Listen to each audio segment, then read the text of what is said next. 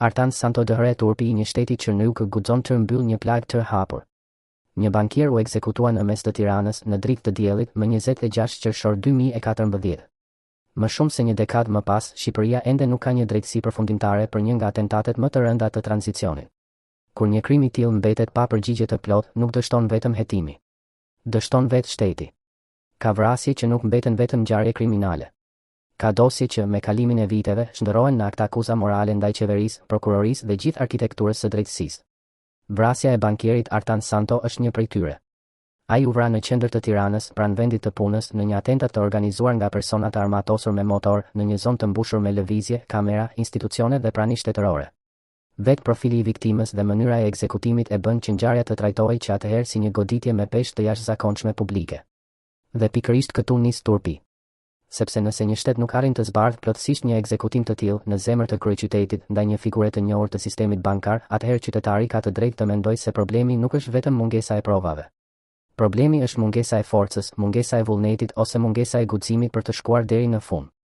Në vitet pas vrasjes pati ndalime dhe dyshime fillestare, por raportimet treguan se çështja nuk prodhoi një përgjegjësi përfundimtare penale që ta mbyllte plagën. Edhe më pas, dosja nuk u konsiderua e mbyllur, por kaloi në SPAK dhe u raportua se u rihap mbi bazën e provave të reja. Kjo është pjesa që e vendos qeverinë dhe drejtësinë me shpatulla pas murit.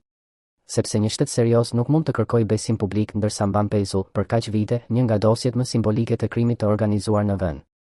Nuk mund të flas për reforma, siguri, rend dhe sukses institucional, ndërsa qytetarët vazhdojnë të pyesin, kush e urdhëroi, kush e organizoi, kush e ekzekutoi dhe pse ende nuk kemi një përgjigje të plotë dhe bindëse.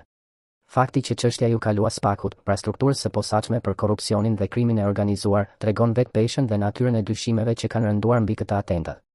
Qeveria nuk mund të fshihet pas formulës së lodhur se drejtësia bën punën e saj.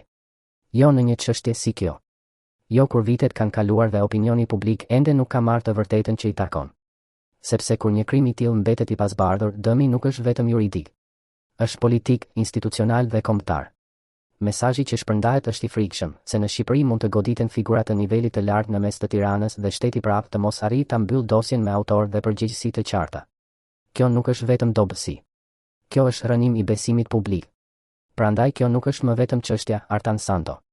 Kjo është prova e madhe nëse shteti shqiptar është I aftë të përballet me krimin kur ai godet lart, me organizim, me saktësi dhe me mburoja të mundshme. Sa herë që kjo dosje zvarritet, aq më shumë rritet bindja se diku në një hallk të sistemit ka pasur paftësi ose frikë për të prekur emra, rrjete apo interesa që mund të çonin te e vërteta. Kjo është një inferencë nga fakti se çështja ka mbetur e hapur prej vitesh, jo një provë për emra të caktuar. Por vetë zgjatja ekstreme e një dosjeje kaq të madhe është në vetvete një akt akuzë politike ndaj sistemit. Sot kërkesa duhet të jetë e drejtë për drejtë. SPAK-u, prokuroria, policia e shtetit dhe qeveria duhet të japin publikut llogari. Jo me fraza të thata. Jo me heshtje protokollare, por me transparencë institucionale. Çfarë është bërë realisht ndër vite, çfarë provash të reja janë siguruar, në çfarë faze është dosja dhe pse ende mungon drejtësia përfundimtare. Qytetarët nuk I detyrohen durim të pafund një sistemi që ka dështuar t'u japë përgjigje mbi një nga atentatet më të rënda të dekadës. Drejtësia e vonuar nuk është thjesht drejtësi e munguar. Në raste si ky, ajo kthehet në mburoj për pandëshkueshmërinë. Dhe pandëshkueshmëria është forma më e rrezikshme e bashkëjetesës mes shtetit të dobët dhe krimit të fortë. Për këtë arsye, çështja e Artan Santos nuk mund të lihet më në harresën e kalendarit dhe as në arkivin e justifikimeve. Ajo duhet të rikthehet në qendër si një kërkesë e lartë publike për drejtësi. Sepse Artan Santo nuk ka nevojë për përkujtim ceremonial. Ka nevojë për të vërtetën. Dhe Shqipëria nuk ka nevojë për një tjetër simbol të pafuqisë. Ka nevojë për një shtet që nuk dridhet përballë krimit.